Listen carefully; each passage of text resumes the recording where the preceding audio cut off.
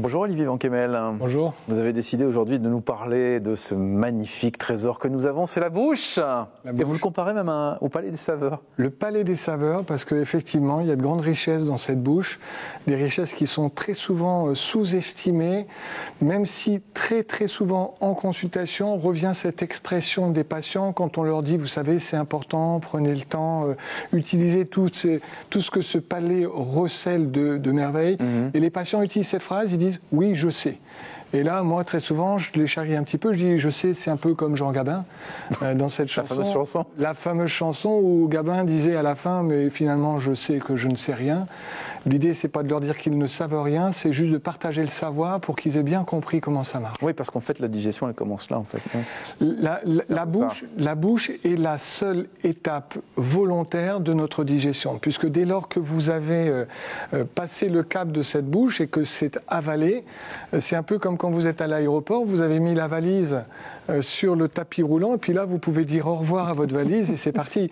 Et finalement, une fois que ça a passé le cap de la bouche, c'est parti. Et le travail qui doit se faire dans la bouche, alors j'aime bien les images, et on pourrait dire qu'il y a des quantités de champions du monde dans cette bouche. Alors il y a quoi justement dans la bouche? Alors, dans la langue, évidemment. Mais... Oui, dans la liste des champions du monde, bien, il y a la langue.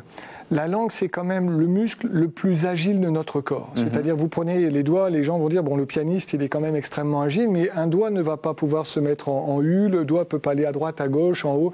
Voilà. La langue est le muscle le plus agile. Dans les autres champions du monde, vous avez le masséter, c'est-à-dire ce muscle de la mastication, qui est quand même le muscle le plus puissant du corps. C'est-à-dire la force développée par le muscle de la mastication. Ah oui. Le biceps et le quadriceps arrivent en numéro 2, numéro 3. On a aussi une quantité assez considérable de salive dans cette bouche. La salive, c'est entre 1 litre et 1,5 litre par jour. Ah, quand même. C'est considérable, essentiellement au moment où on mange. Et la salive recèle des trésors, là aussi, avec des enzymes, des produits qui permettent de dégrader les bactéries, avec des facteurs de croissance, des facteurs de notre immunité. La digestion des sucres, par exemple, commence par l'amylase salivaire, qui est dans la salive. Ok. On va parler des dents. Alors, oui. Alors, les dents, alors c'est quand même extraordinaire de se rendre compte que, et là, vous avez une photo qui va apparaître où il y a, sur les 32 dents de notre bouche, il y a 20 dents plates. C'est-à-dire que pratiquement les 2/3 sont des dents qui sont là pour broyer les aliments. Oui, celle du fond. Voilà, celle du fond. C'est-à-dire qu'en façade, c'est pour le sourire et couper, arracher, mais l'essentiel, c'est quand même derrière pour broyer.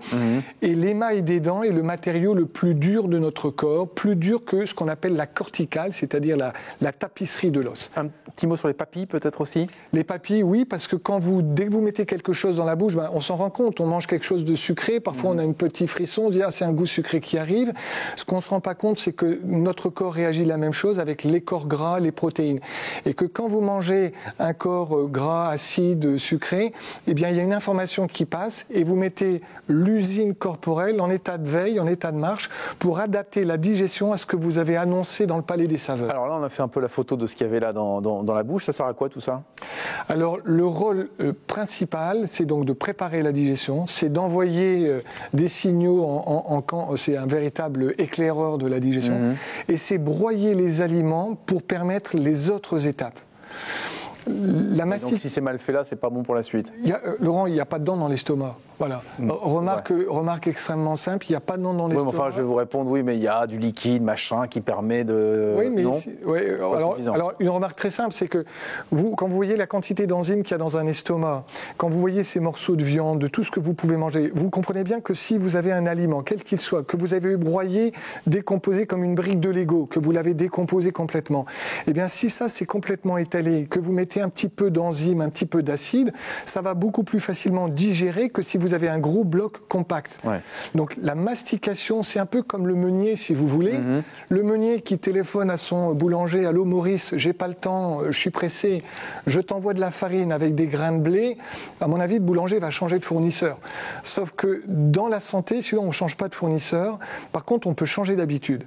Et que vraiment, de broyer les aliments, d'utiliser le palais des saveurs, sincèrement, Laurent, les patients ne mesurent pas, je vous assure, les patients ne mesurent pas à quel point une mastication appropriée, prendre le temps de broyer, faire de la bouillie avec ces aliments, c'est un acte de santé majeur. Si on ne fait pas ça, c'est qu'est-ce qui peut se passer en fait? Il se passe quoi en fait? Écoutez, on ne voit plus rien. Alors, c'est la porte d'entrée dans un très grand nombre de pathologies. Des choses très simples qui vont beaucoup parler aux gens, c'est que si vous mangez vite, par exemple, des protéines, alors que ce soit des produits laitiers, fromage, de la viande surtout, la comparaison, c'est de dire que quand vous avez, excusez-moi de la comparaison, mais un oiseau mort sur le bord d'une route qui est en train de se décomposer, ça s'appelle la putréfaction. Et la putréfaction, ça dégaze. Il y a des gaz nauséabonds. Les personnes qui mangent vite, qui mangent beaucoup de viande, ils sont volontiers ballonnés et ils font volontiers beaucoup de gaz nauséabonds. D'accord. La décomposition des sucres, pour faire le parallèle, ça s'appelle la fermentation, et on sait bien que les alcools, le vin c'est le raisin, la bière c'est le houblon, enfin bref, tous les alcools c'est la décomposition des sucres qui donne un gaz. Et bien là, ce sont aussi des gens qui vont être ballonnés, ce sont aussi des gens qui vont être inconfortables au niveau digestif. Prise de poids aussi, j'imagine. Oui, parce que quand on mange vite, on mange plus, on mange mal. Voilà. Si vous aviez, 2 conseils à donner pour terminer, pour essayer d'apprendre à mâcher, on fait comment? Alors moi, la référence que j'aime bien, c'est à Gandhi, le Mahatma Gandhi, ce grand maître hindou, c'est de dire « buvez ce que vous mangez ». C'est-à-dire que tant que vous n'avez pas quelque chose qui a une consistance liquide, une bouillie dans la bouche, c'est que vous n'avez pas assez mâché. Et Laurent, si je peux me permettre une comparaison, c'est que à l'aube de la vie, les tout petits enfants de quelques mois, la maman, le papa, les grands-parents que sont les téléspectateurs donnent de la purée, de la bouillie, voilà. Et donner de la viande à un enfant qui ne peut pas mâcher, c'est quand même pas voilà, c'est dangereux. À la fin de la vie, on donne la même chose aux vieillards, de la bouillie, de la purée. Ce que les gens ne se rendent pas compte, c'est que toute la vie, nous devons, nous-mêmes, avec nos dents, avec le palais des saveurs, faire de la bouillie. C'est extraordinaire, vraiment. Changer une habitude comme ça, j'essaie vraiment de coacher les patients. Faites de la bouillie, s'il vous plaît. Faites de la bouillie. C'est un acte de santé. Les gens disent « je sais, Jean Gabin », mais non. Et peut-être se concentrer un peu sur ce qu'on met dans la bouche aussi. Ouais. On va faire 36 choses à... On en reparlera une autre fois. Ce sera l'occasion de revenir, effectivement. Merci Olivier Ankemel, à très vite pour une autre chronique.